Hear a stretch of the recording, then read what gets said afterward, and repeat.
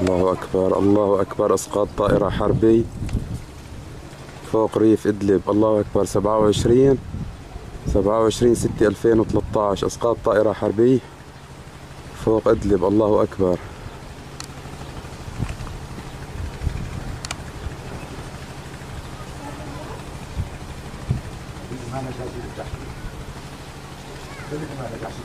سبعة وعشرين ستة 2013. إسقاط طائرة حربية.